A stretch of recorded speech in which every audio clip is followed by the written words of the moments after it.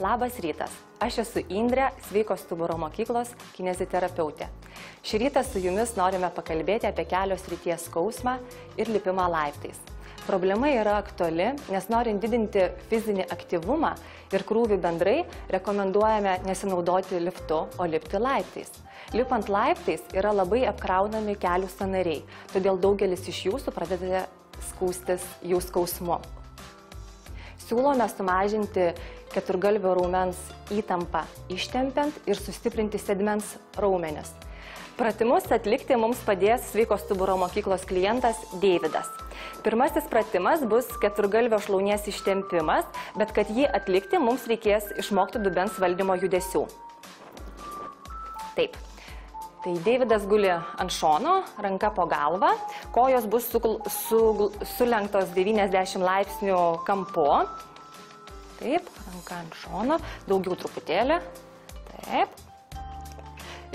Dubens valdymas yra atliekamas, kuomet dubens uodegikaulis juda pirmyn, išgaubiant juosmeninę stuburo dalį.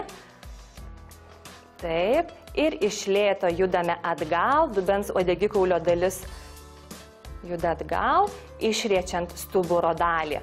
Bamba šiuo metu turėtų būti visą laiką įtraukta link stuburo, kad aktyvinti pilvo raumenis. Ir šį pratimą galime pakartoti iki minutės. Prašau, dubuo svyra pirmyn ir išriečiant juosmenį, dubuo atgal. Pirmyn, atgal. Išmokus dubens valdymo galime atlikti keturgalvio šlaunies tempimą. Tai mums reikės paimti už čiurnos viršutinę koją.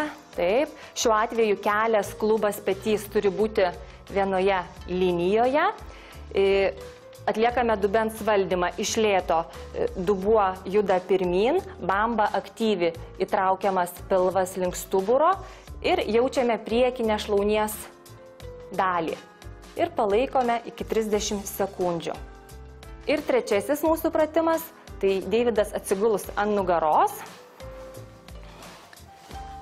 Taip, rankos bus prie šonų, kojos sulenktos bus 90 laipsnių kampu.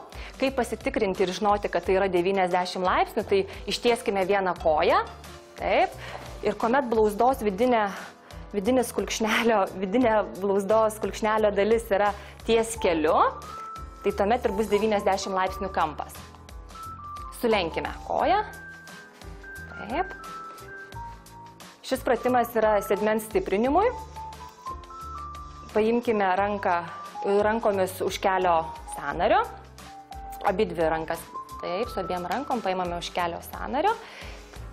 Ir vienu metu kelsime ir dubenį, ir nugarą.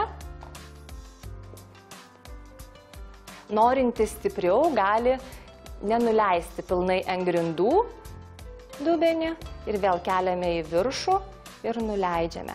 Dirba atraminės kojos sėdmuo, kelias turi būti vienoje linijoje su pečiu ir iš lėto nuleidžiame.